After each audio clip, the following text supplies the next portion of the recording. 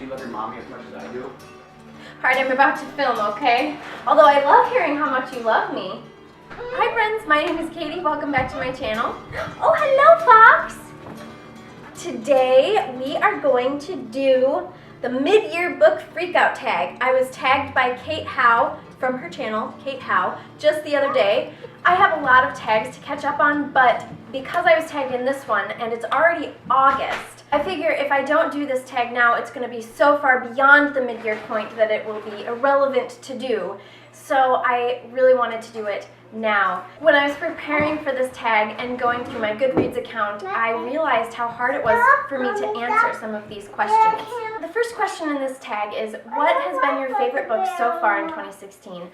And this is one of those questions that I was just talking about that's so hard for me to answer because I've read a lot of great books so far this year and I always have a hard time choosing favorites. For this question I chose the Farseer trilogy. These are only the first two books because that's all I've read so far in the trilogy. I'm just loving this fantasy world and Robin Hobb's writing and all the characters and the story so much so far. So yeah, that's going to be my answer for question number one. Question number two is, what is the best sequel you've read so far in 2016? I haven't read a ton of sequels. Actually, I take that back. I've read a few. But for this question, I'm going with A Monster Calls by Patrick Ness. This is the last book in his Chaos Walking trilogy. I loved the entire trilogy. I don't think there was one book in there that I liked less than the others. I thought it was fantastic. I will say that the writing in it is a little hard to get used to, and it's probably not some people's cup of tea, but I loved the end of this series especially, so this is the sequel that I'm going to mention.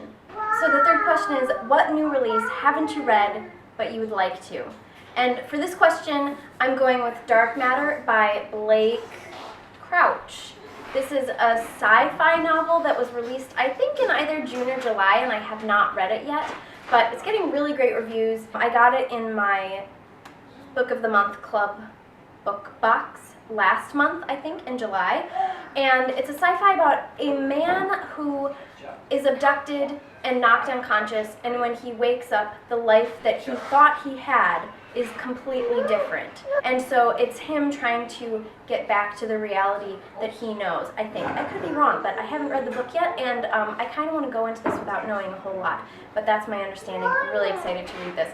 So that's the new release that I haven't read yet, but I want to. Question number 4 is, what is your most anticipated release in the second half of 2016? And I am not one who keeps track of books that are going to be released unless I'm following a series that I'm really excited about or something like that. But I am really excited about the Chamber of Secrets Illustrated Edition. I'm stealing that answer from Kate Howe, who also said that, but I'm really excited about it too, so it's a legitimate answer for me. I don't even know what other releases I should be excited about, so that's what I'm going with. Question number 5 is your biggest disappointment this year so far.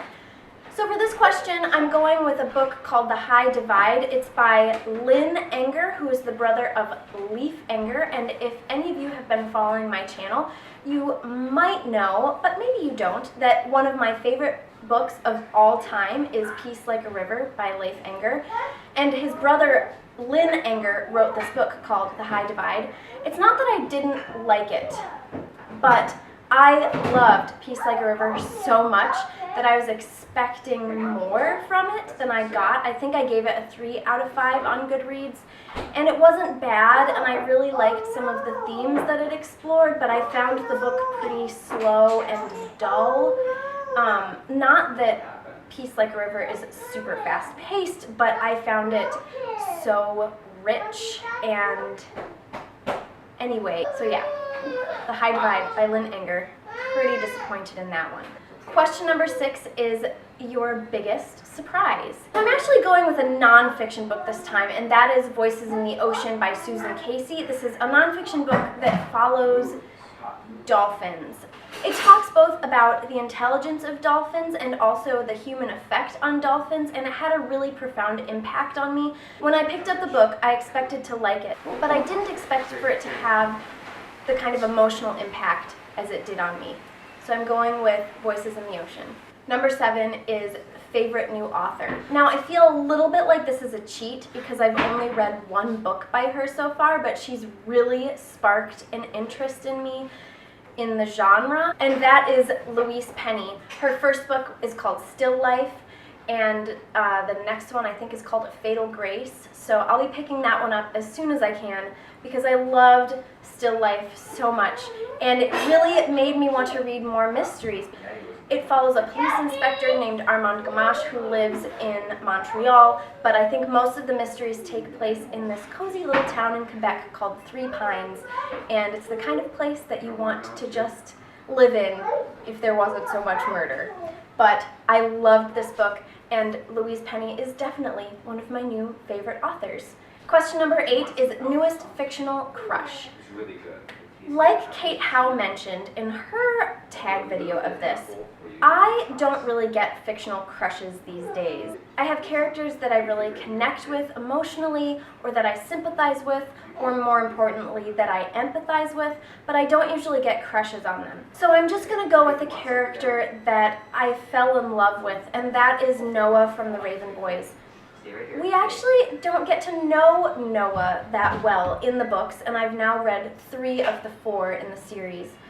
And Noah is sort of always on the periphery. There's a lot of mystery surrounding Noah. He just has my heart. I love Noah so much. I love Gansey and Ronan too, but for whatever reason, Noah is the one that inspires the most emotion in me. Question number 9 is newest favorite character.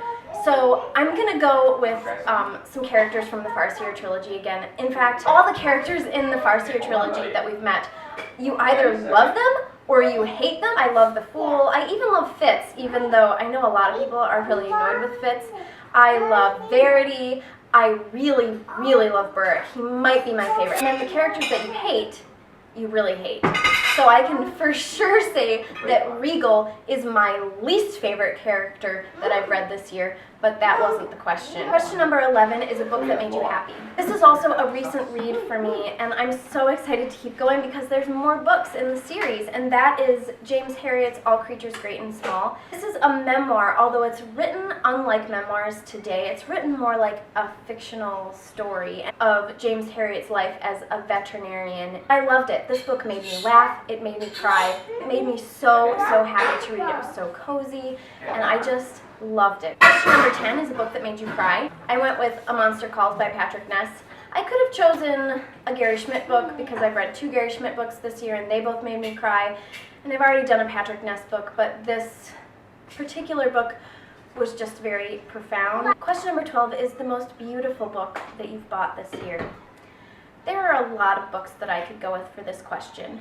I absolutely adore these copies of Jane Austen that my husband got me for Mother's Day. I just think these copies of Jane Austen's books are so beautiful. I love them so much, and I have not yet had the opportunity to read them, but I return to Jane Austen fairly frequently, so at some point I will. I also wanted to mention Jane Steele because I just think this cover is so cool. It's unlike any other cover that I own, and I love it, and it's very pretty. And question number 13 is what books do you need to read by the end of the year? I have some buddy reads coming up of books that I don't have here. I think one is called I See You by Claire McIntosh. That should be arriving very shortly. I'm buddy reading that in September. I'm reading Cold Mountain with Kate Howe in November. That'll be a reread for me. So I need to read that. And then I also really want to keep going with Robin Hobb's books, so I need to read some more of those by the end of the year. And like I already mentioned, I need to read more Louise Penny. So, I mean, I do have things that I need to read, but they're more wants than needs. I just think the phrasing of that question is a little funny. And number 14, favorite book community member.